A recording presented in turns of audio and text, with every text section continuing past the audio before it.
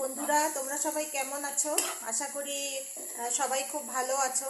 আমি রেসিপিটা আগে থেকে শুরু করে দিয়েছি, এই জন্য প্রথম থেকে বলে হওয়া ওঠেনি। তা আমি বলছি, এখানে এটা লাউ আর কি, একদম কচি লাউ। তো ওই লাউগুলোকে আমি একদম ছোটো ছোটো করে পিস করে কেটে নিয়েছি। কেটে নিয়ে আমি জিরা, ফোড়ন, শুকনো লঙ্কা, তেজপাতা দিয়ে এই লাউগুলোকে দিয়ে লবণ দিয়ে হলুদ দিয়ে কিছুক্ষণ ঢাকা দিয়ে রেখে দিয়েছিলাম। তা ঢাকা দিয়ে রেখে দেওয়ার পরে এটা এরকম পর্যায়ে এসছে। এখন এটার মধ্যে একটু জল দিয়ে এটাকে একটু তৈরি হতে দেবো। তো আমি এখানে বড়ি ভাজা করে রেখেছি, এটা আমি পরে দেব বড়ি ভাজাটা। তো এখন এই লাউটা হচ্ছে, লাউটা যখন মানে অল্প বাকি থাকবে তখন আমি বড়িগুলোকে দিয়ে দেবো, একটু ভেঙে ভেঙে বড়িগুলোকে দিয়ে দেব।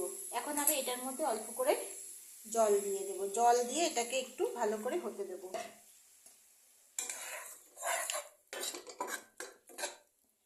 আঁচটাকে কমিয়ে দেব। তো এখন এটাকে ঢাকনা দেওয়ার আগে আমি এখানে মিষ্টি দিয়ে নেব। নিরামিষ তরকারিতে আমরা একটু মিষ্টি বেশি খাই, আর লাউ ঘন্টতে একটু মিষ্টি মিষ্টি, একটু মিষ্টি দিই বেশি। লাউ ঘন্টটা একটু মিষ্টি মিষ্টি না হলে খেতে ভালো লাগে না। অনেকে আছে মুসুরির ডালের সঙ্গে লাউ দিয়ে খায়, আবার অনেকে লাউ শুধু মেখেই খায়। লাউ এমন একটা সবজি যে একাই 100, তার সঙ্গে অন্য কিছুর আর প্রয়োজন হয় না। আমরা প্রত্যেকটা সবজি কিছু না কিছু দিয়ে একসঙ্গে করি, কিন্তু লাউ এমন একটা সবজি যেটা সে নিজে একাই 100, তার সঙ্গে কোনো কিছু প্রয়োজনও দরকার না হয় না, কোনো আলু ঠালু কোনো কিছু দরকার পড়ে না, সে লাউ একাই 100। তো লাউ আমার ভীষণ প্রিয়। তোমাদের কার কার প্রিয় সেটা আমাকে জানিও, লাউ ঘন্টটা। তো আমি এখন এখানে চিনিটা দিয়ে দিয়েছি পরিমাণ মতো। আমি লঙ্কাটা একটু পরে দেব, কারণ লঙ্কাটা দিলে লঙ্কাটা একদম মজে যাবে, একটু শক্ত শক্ত থাকা অবস্থায় লঙ্কাটা দেব। তো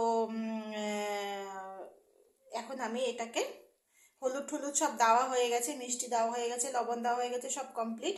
তো আমি এখন এটাকে ঢাকা দিয়ে 3 থেকে 4 মিনিট এটা আমি হতে দেব।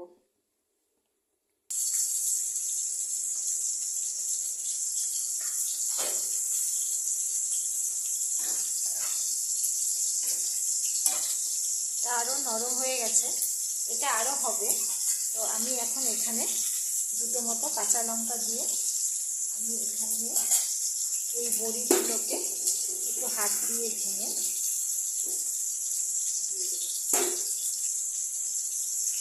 দিয়ে আমি এটাকে একটু নেড়ে দেব। নেড়ে দিয়ে এটাকে আরও কিছুক্ষণ হতে দেব, আঁচটা কমানো থাকবে।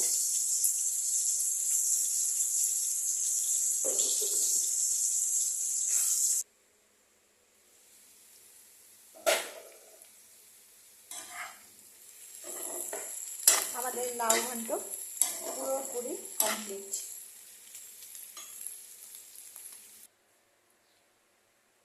আমার এই লাউ ঘন্ট পুরোপুরি কমপ্লিট হয়ে গেছে। কেউ এটা শুধু ভাত দিয়েও খেতে পারো বা ডাল দিয়ে মেখেও খেতে পারো। অনেকে একটু ডালের মধ্যে লেবু চিপে খায়, খুবই ভালো। আর এই সময় লাউ খাওয়াটা খুবই দরকার, প্রয়োজনীয়, মানে একটু প্রয়োজনীয় সবজি। এই সময় লাউ খাওয়া, বসন্তকালে লাউ খাওয়া, সজনা ডাঁটা, করলা, এগুলো খুবই জরুরি খাওয়া। তো আমি এখানে একদম সিম্পলভাবে লাউ ঘন্টটা বানিয়েছি। তোমরা হয়তো অনেকে অনেক রকমভাবে পারো। তো তোমরা তো তোমাদের আমার কমেন্টে, আমার এই ভিডিওর কমেন্টে তোমরা জানিও তোমরা কে কীভাবে বানাও লাউ, আর লাউ খাওয়াটা কতখানি উপকারী সেটাও জানিও। তা আমার এই রেসিপিটা যদি ভালো লেগে থাকে তাহলে লাইক, শেয়ার আর সাবস্ক্রাইব করে দিও। আমার সাথে থেকো, কমেন্টে জানিও কেমন লাগলো। তো আজকের জন্য টাটা।